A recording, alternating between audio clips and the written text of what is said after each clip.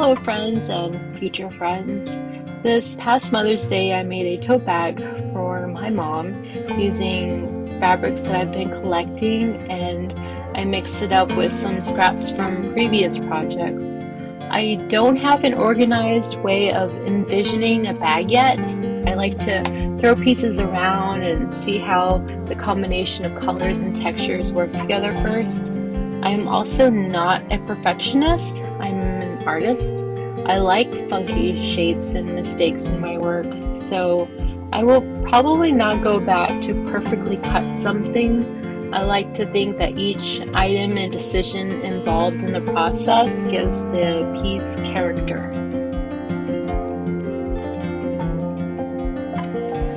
This is the front pocket. I put polyester batting in between the two types of strong plaid. Here, I don't know my color theme yet. I know that the red is bold enough to overpower the dark green, so I have to decide later if I want the bold surprise inside the pocket or a here I am on the outside, which will be eye-catching, and I tend to favor the eye-catching.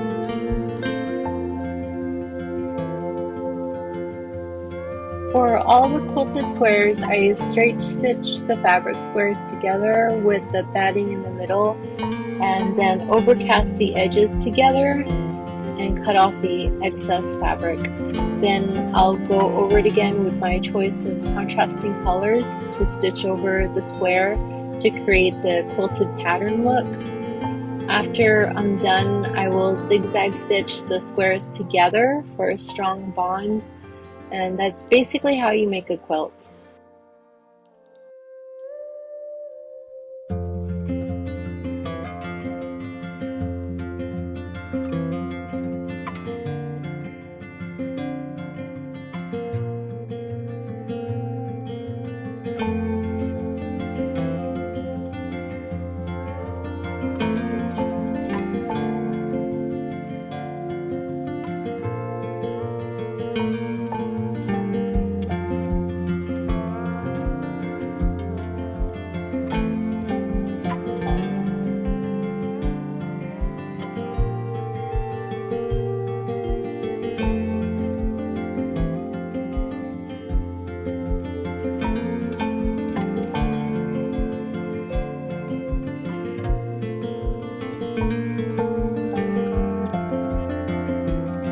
Sometimes the overcast stitch can be seen from the outside facing, so I used ribbon to go over the visible stitching, and I think it adds a more cohesive breakup in the combination of textiles.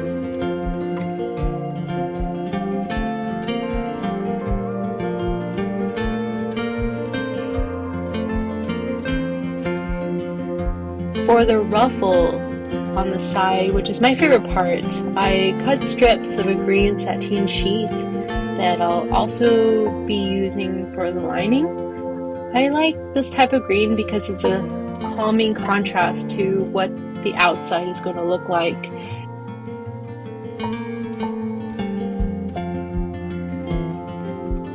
I'm ironing the edge of the fabric inside, and I'll fold it again to make the edge stitching, and then I'll overcast the other side, and this part will go inside the bag. I'm pinning it with straight pins around the outside so then I'll know have enough material to make the ruffle. I end up sewing multiple pieces together to make the ruffle, and I'll hide the stitching, united the pieces together with a pink ribbon.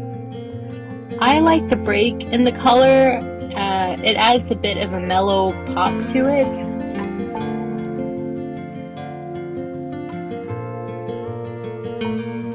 This is the lining cut from the sateen bed sheet. Sometimes I really like the texture or a print from a bed sheet, and I'll envision it in other places. Here I'm utilizing the already edge stitch ends, and I'm stitching them with a zigzag stitch. I finally decided to go with a bolder fabric on the outside of the pocket, and I choose to trim this with lace. I didn't plan this project out. I know on the fly my creativity leads me to cutesiness, and that's just my personal style, but I know it's not everyone's style. So I did take this into consideration because it is a gift, and I I know I'll love it, but I'm not sure if my mom will like it. But she usually likes the things that I like, so it was a worry, but it was more like a passing thought. I hope she likes it and she invites me. And a bow was born. Now it's full on cutesy. I should have sewed this before the ruffle insertion, and sewing the two faces together, it made my straight stitch a little clumsy on the bottom.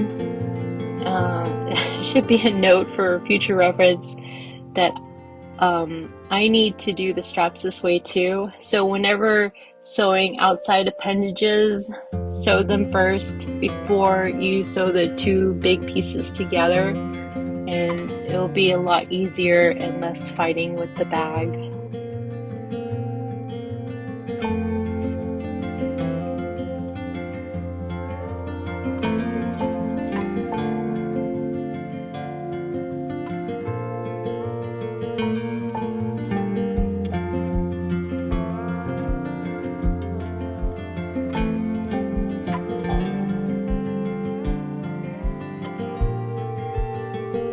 This is the inside pocket. I should have ironed it before cutting, but I think I was getting tired. I used fabric markers to write a special little message on the inside. I did this before with my sister's bag using a pen, and I wanted to see how the markers would come out. I was done with the tote by now, but I felt like I needed something more to accompany it. So this is my first coin purse. I should have watched some tutorials on it beforehand, but it was a spur of the moment. I feared that it would be too small, but I could fit my hand in it easily enough. I loved that it matched either side of the tote, and I didn't plan for that. And of course, I had to cutesy it up so that it would match its bigger counterpart.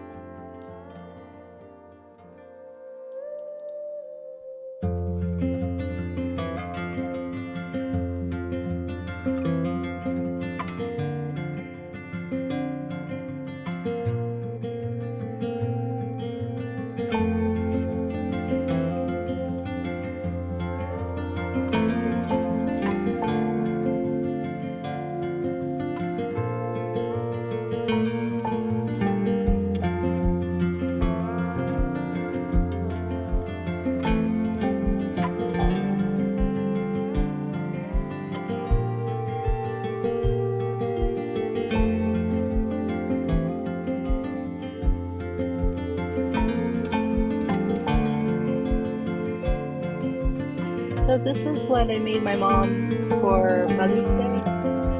A quilted tote bag made from bits and pieces from my scrap fabric collection and some new pieces that I've been saving.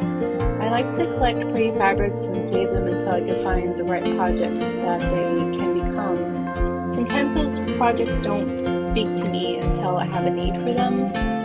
Creativity is something that happens when pushed, at least for me.